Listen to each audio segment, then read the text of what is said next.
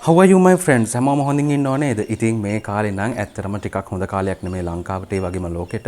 ඉතින් මගේ යාළුවෝ දන්නව ප්‍රශ්නේ මොකද්ද කියලා COVID-19 ඒ කියන්නේ නව කොරෝනා වෛරසය.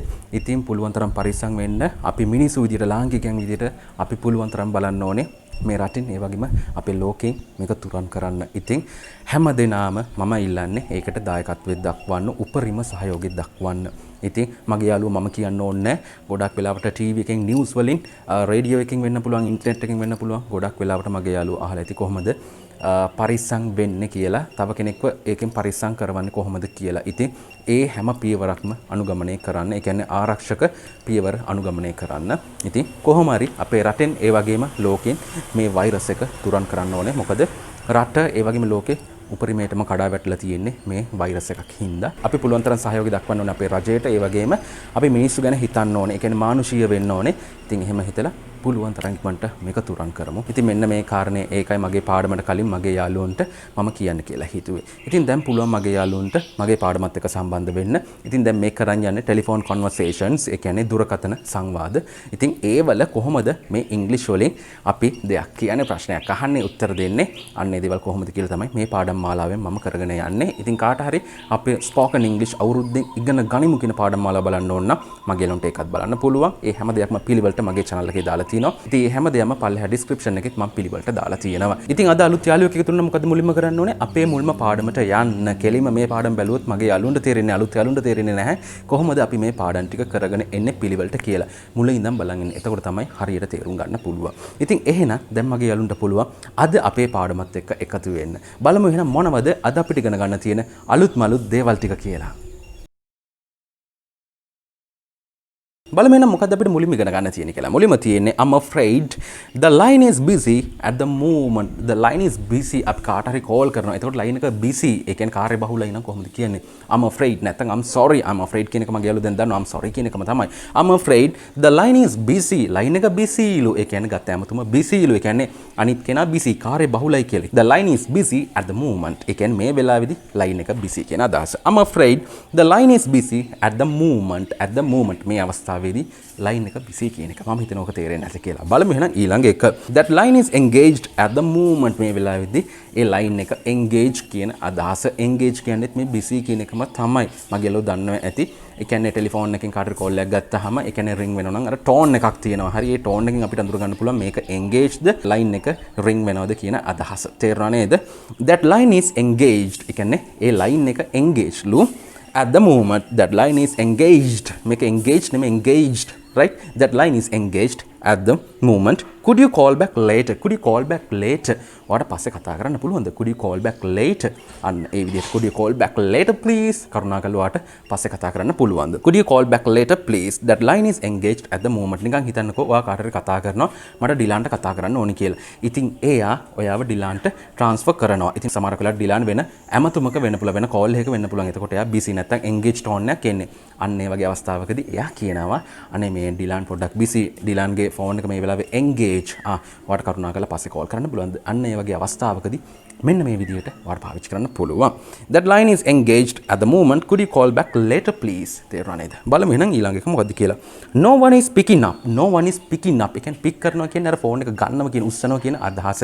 No one is picking up. කවුරුත් ෆෝන් එක ආන්සර් කරන්නේ නැහැ. කවුරුත් ෆෝන් එක උස්සන්නේ නැහැ කියන අදහස.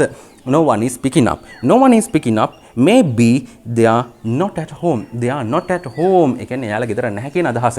Maybe සමහරක් විට maybe they are not at home. They are not at home. මේ they are කියන එක තමයි මේ short කරලා තියෙන්නේ. They are not at home.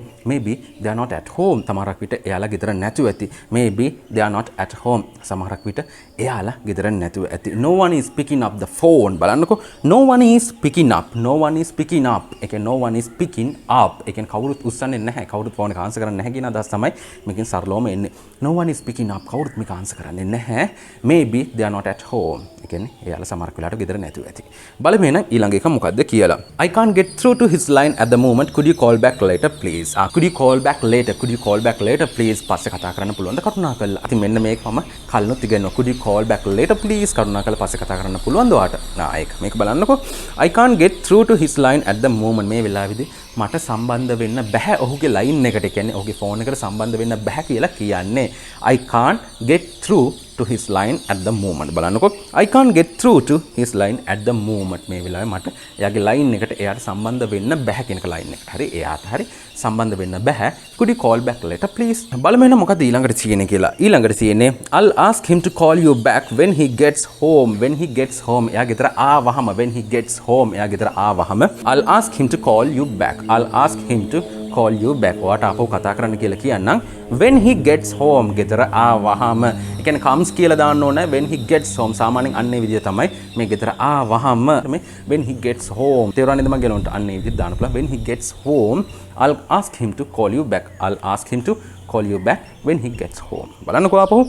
I'll ask him to call you back when he gets home. I'll ask him to call you back when he gets home. ගෙදර ආවහම මම යාට ආපහු කතා කරන්න කියන්නම් ඔයාට. බලමු එහෙනම් ඊළඟ එක මොකද්ද කියලා. Ashin's not in. I can tell him you call if you like. Ashin is not in. Ashin is කියන එක මේ Ashin's not in. I can Ashin is not in. Ashin නැහැ කියන අදහස මේ වෙලාවේ ඇතුලේ නැහැ කියන අදහස. Ashin's not in. I can tell him මට ඔහුට කියන්න පුළුවන්. I can tell him you called. ඒ කියන්නේ මට කියන්න පුළුවන් ඔයා කතා කරා කියලා මේ සරලවම කියන්න පුළුවන්. මේක මේ ලියන ඉංග්‍රීසි නෙමෙයි මේ ස්පෝකන් වලදී මේක සාමාන්‍ය මෙන්න මේ විදිහට කියන්න පුළුවන්. I can tell him you called.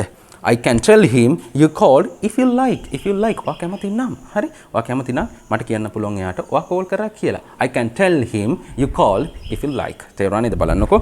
Ashin's not in. I can tell him you called if you like. තේරුණා නේද? I can tell him you called if you like. ඔයා කැමති නම් මට එයාට කියන්න පුළුවන් ඔයා කෝල් කළා කියලා. තේරුණා නේද? ඔයා කෝල් කරා කියලා. තේරුණා නේද? බලන්නකෝ අපෝ. Ashin's not in. I can tell him you called if you like. මම හිතනවා ඔකත් හොඳට තේරෙන්නේ නැති කියලා. ඉතින් මේවා එකම දේ මොකද්ද කරන්න ඕනේ? කට ඇරලා ෆුල් වොලියුම් දාලා ප්‍රැක්ටිස් කරන්න. මේවා මේ හිතින් කරලා නම් කවදාවත් වැඩක් වෙන්නේ නැහැ. ඒකයි මම හැම පාඩමකම මෙන්න මේ දේ අනිවාර්යයෙන්ම කියන්නේ. කට ඇරලා තව කෙනෙක් එක්ක මේවා ප්‍රැක්ටිස් කරන තව කෙනෙක් නැත්නම් තමන්ම මේවා කට ඇරලා තනියම ප්‍රැක්ටිස් කරන්න. තේරුණා නේද? බලමු එහෙනම් ඊළඟ එක. Would you mind calling back in an hour? I'm in a meeting. බලන්නකෝ ආපෝ. Would you mind calling back in an hour? ඒ කියන්නේ පැයකින් කතා කරන්න පුළුවන්ද? අන්න ඒ වගේ දෙයක් තමයි මේකෙනුත් අහන්නේ. Would you mind calling back in an hour? Would you mind call නෙමෙයි. Would you mind calling back in an hour? Would you mind calling back in an hour? In an hour. In hour නෙමෙයි. In an hour පැයකින් වගේ කතා කරන්න පුළුවන්ද? එහෙම කමක් නැද්ද? Would you mind calling back in an hour? I'm in a meeting. මම meeting එකක. ඉතින් මේ මීටින් එක කියන එක මගේ ලොන්ට ඕන තරම් මම මීට කලින් කියලා දීලා තියෙනවා. I'm in a meeting. තේරුණා නේද? බලමු එහෙනම් ඊළඟ එක මොකද්ද කියලා. ඊළඟට තියෙන්නේ This is an important matter. This is an important matter. මේක මේ වැදගත් කාරණාවක්. matter එකක් කාරණාවක්. අන්න ඒ වගේ අදහසක් එන්නේ. This is an important matter. මේක වැදගත් කාරණාවක්. This is an important matter. This is a important matter නෙමෙයි. This is an important matter. මේක වැදගත් කාරණාවක්. Can you please transfer me to him? ඔහුට මාව සම්බන්ධ කරන්න පුළුවන්ද? මාව transfer කරන්න පුළුවන්ද? තේරුණා නේද? අන්න ඒක තමයි මේකෙන් අදහස් වෙන්නේ. Can you transfer me to him? Can you please කරුණාකරලා can you please transfer me to him? මේකේ තියෙන්නේ can you please transfer me to him? මට කරුණාකරලා ඔහුව සම්බන්ධ කරන්න පුළුවන්ද? මාව මාරු කරන්න පුළුවන්ද? ඔහුට transfer කරන්න පුළුවන්ද? තේරුණා නේද? හරි. ආපහු බලන්නකෝ. This is an important matter. Can you please transfer me to him? තේරුණා නේද? ඔහු වෙත මාව යොමු කරන්න පුළුවන්ද? transfer කරන්න පුළුවන්ද? This is an important matter. මේක ගොඩක් වැදගත් කාරණාවක්. තේරුණා නේද? බලමු එහෙනම් ඊළඟ එක මොකද්ද කියලා. ඊළඟට තියෙන්නේ just a moment sir. sir පොඩි වෙලාවක් දෙන්න. just a moment sir පොඩි වෙලාවක් දෙන්න. Who shall I say is calling? Who shall I say is calling? මේක ගොඩක් වැදගත්. මම කවුරු කියලාද කියන්නේ මේ කෝල් කරන. තේරුණා නේද? ඔයා මට කතා කරනවා අශේන්ට කතා කරන්න ඕනේ කියලා. දැන් අශේන්ට දෙන්නනේ ඕනේ. ඉතින් මම අශේන්ට දෙන්න කලින් මම අහනවා මම අශේන්ට කවුරු කතා කරනවා කියලාද කියන්න ඕනේ. තේරුණා නේද? අන්න ඒ වගේ අදහසක් තමයි මෙතන එන්නේ. බලන්නකෝ ආපහු. just a moment sir. Who shall I say is calling? මේ කවුරු කතා කරනවා කියලාද මම කියන්න ඕනේ. අන්න ඒ වගේ අදහසක් එන්නේ. Who shall I say is calling? ඉතින් මේකෙන් අහන්නේ සාමාන්‍යයෙන් ඔයාගේ නම අහන්න. ඒ කියන්නේ එයාට කියන්න ඔයාගේ නම තමයි මේකෙන් සරලවම අහන්න. තේරුණා නේද? බලන්නකෝ ආපහු. just a moment sir. Who shall I say is calling? තේරුණා නේද? බලමු එහෙනම් අන්තිමටම අපිට ඉගෙන ගන්න තියෙන්නේ මොකද්ද කියලා. අන්තිමට තියෙන්නේ I'll check into that and call you back later. into check into ඒ කියන්නේ වැඩිදුර හොයලා බලන්නම් කියන අදහස. check into ඒ කියන්නේ වැඩිපුර පරීක්ෂා කරලා බලන්නම් කියන අදහස තමයි මේ check කියලා දැම්මත් හරිය. මේ check into කියන්නේ චුට්ටක් වැඩිපුර හොයලා බලන්නම් කියන අදහස. වැඩිපුර පරීක්ෂා කරලා බලන්න. හොඳට පරීක්ෂා කරලා බලන්නම් කියන අදහස. I'll check into ඒ කියන්නේ මම වැඩිදුර සෙවීමක් කරලා බලන්නම්. මම වැඩිදුර පරීක්ෂා කරලා බලන්නම්. I'll check into මම පරීක්ෂා කරලා බලන්නම් කියන අදහස. I'll check into මේ I'll කියන I will කියන එක right?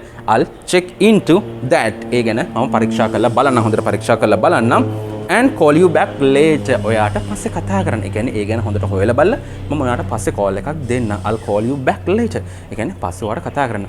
I'll check into that and call you back later. බලන්නකෝ අපෝ I'll check into that and call you back later. මම මේ ගැන හොඳට හොයලා අපෝ ඔයාට call එකක් දෙන්න.